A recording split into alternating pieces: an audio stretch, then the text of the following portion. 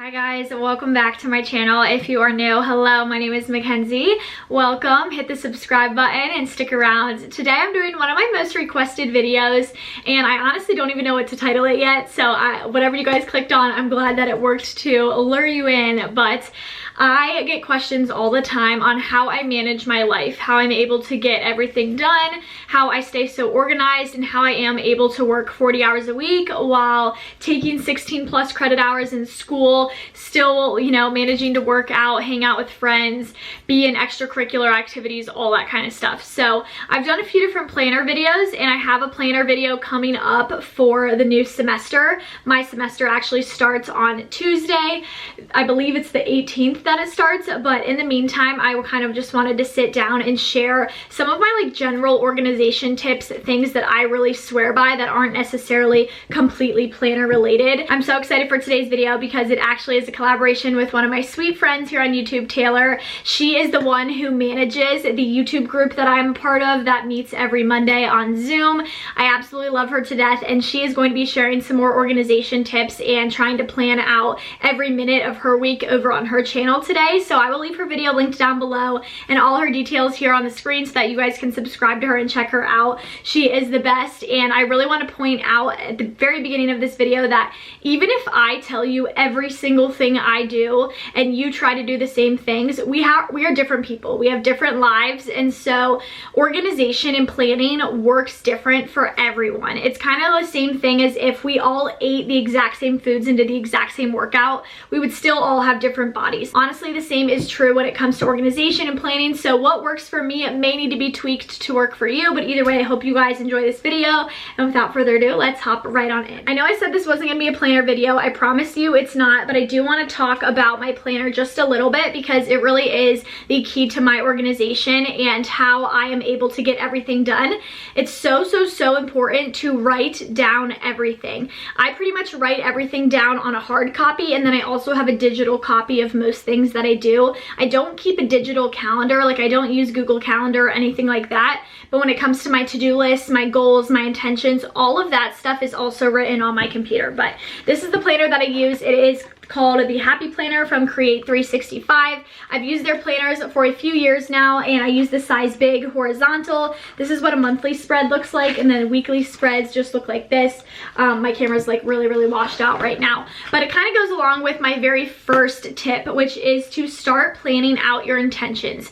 I tend to sit down with my planner every single Sunday because my planner goes Monday through Sundays. So on Sunday night, I will sit down and I will write down all of the blog posts, all of the YouTube videos, and anything else that I have Let's Work related going on, and then I will sit down and I'll write down which assignments are due, and if I have a class that I have to like zoom into, I have to be on Zoom at that specific time, I'll also write that down. If it was a normal semester, I'd write down what time I have to go to that class, and then I will also text all of my friends on Sunday night and I'll be like, hey, this is my schedule. What time are you working? What time are you free? I'd love to like hang out, grab dinner, whatever it may be.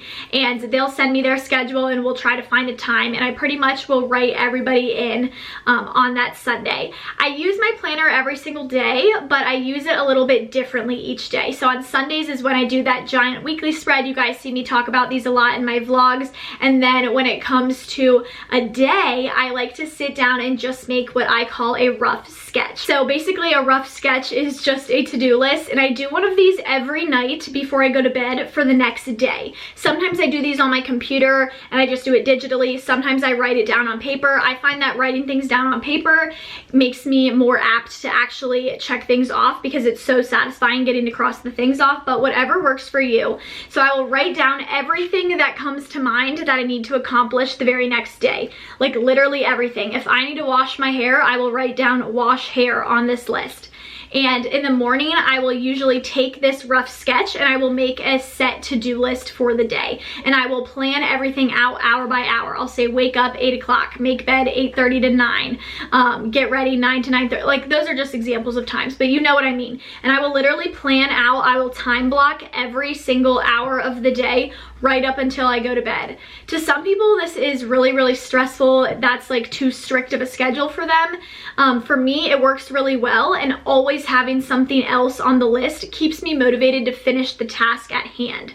You need to be doing that every single day because there is literally no way for your brain to remember all of the tasks at hand unless you write it down. And it's also, there are so many studies out there that you're like whatever percent more likely to accomplish something if you write it down. So not only do you need to be doing this on Sundays, but you need to be writing down your intentions each month, each year, when it's like a turning of age, I guess. So every single month I will also sit down and I will write down everything I want to accomplish that month, as far as blog goals go, YouTube goals go, paying my student loans if that's going to be that month. I also make finance goals, how much money I hope to make, how much money I want to save. If I'm trying to budget that month, hey, I only want to spend $50 in fun money, I'll also write that down. And I recommend just kind of making like a general guideline of what you want to do each month and just writing that down, like I said, both in that planner area and on your computer. That way you can constantly refer back to it.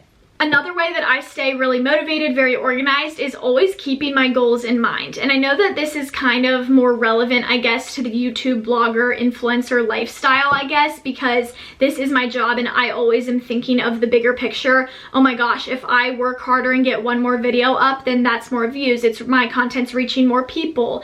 Then it has more exposure. More exposure means more brand deals. More brand deals, like it's all a ripple effect. And so I personally am always thinking about my future. How can I better myself right now so that later on down the line it pays off in the long run? So maybe you're not a blogger and you're not a YouTuber and you're just a normal student, for instance. Maybe you're a nursing student and your goal is to become a nurse. Well, you should be working hard right now to get into nursing school, because nursing school, where you go to nursing school, is going to catapult your career into, you know, the next step, whatever hospital you choose to work at, whatever it may be. So constantly thinking about the bigger picture is very important in keeping you motivated. And again, I recommend keeping those things everywhere. Make a vision board, write it down, keep your goals posted up in front of you. I don't know how else to say it, but you need to start waking up earlier.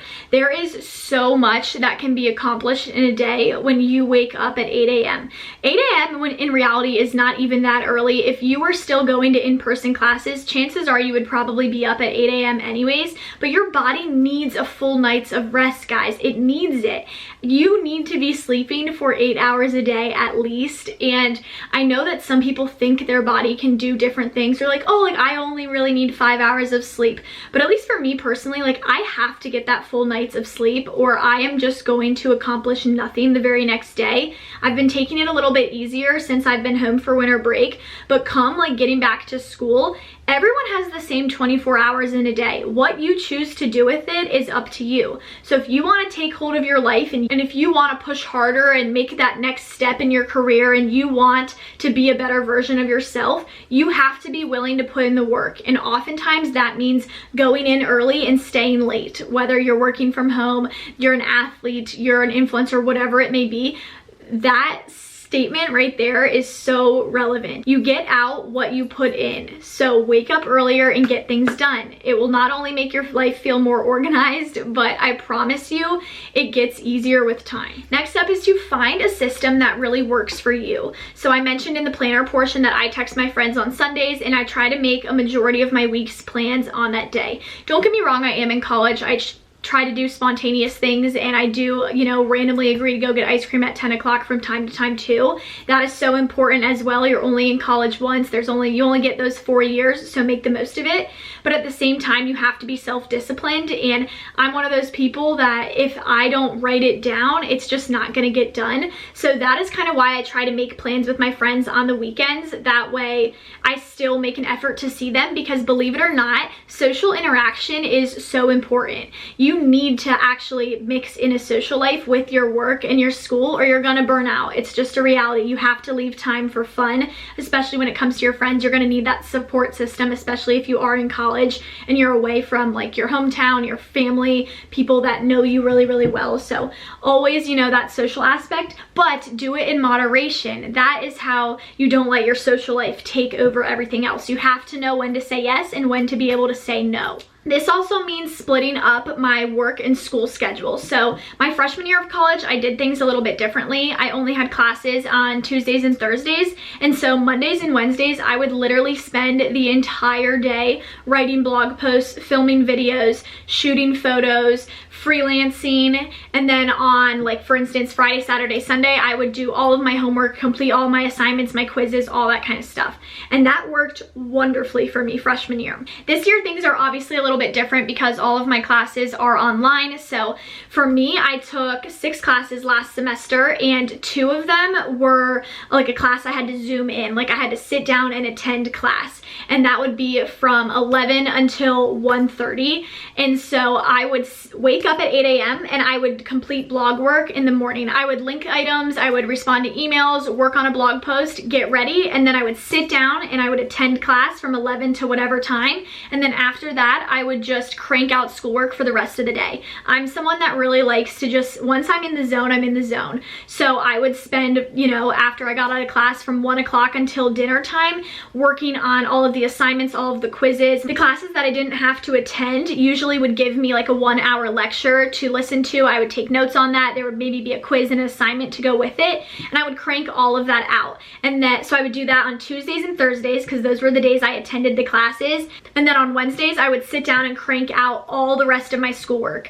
And that schedule really, really works for me. But the main way I've been able to really do my job for 40 hours a week is because in doing that and keeping my schoolwork really like closed into Tuesday, Wednesdays, Thursdays, it meant Friday, Saturday, Sunday, and a majority of Monday, I had time to create content. So on those days, I will schedule photo shoots. I will sit down and film videos while my roommates are out of the apartment and I kind of have the place to myself. I'll take photos. I will write blog posts, edit, and that really, really, really, really, really works for me. And I love having the free time and the availability and the freedom to really just kind of cater my schedule. Don't get me wrong, there are days where I won't do any blog related tasks. There are days when I will simply sit at my computer from 8 a.m. until midnight and I will just be working on schoolwork. It happens and you have to leave a little wiggle room, but you need to find a schedule that really works for you and your lifestyle. For me, I love like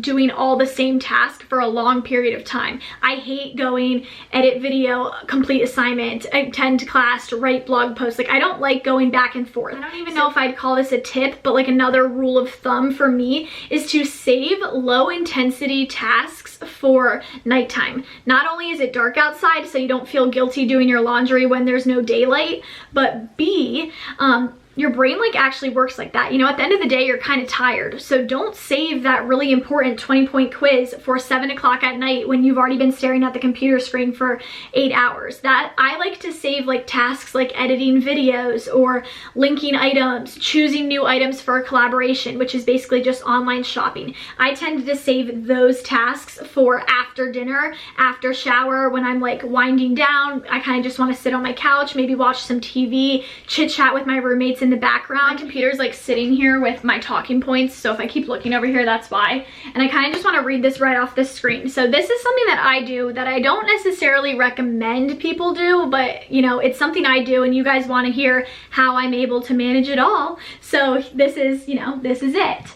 I always overload my schedule. I pack my days entirely full. And that's just something that works for me in order to keep me going and in order to like motivate me to finish the task at hand. I have to know that there is something that needs to be accomplished afterward. Like a never-ending to-do list where there's always something that needs to be checked off. That mindset works for me. And I know to some people it's very tiresome and it's really bad for their mental health. Don't get me wrong, there are days where it stresses me out too.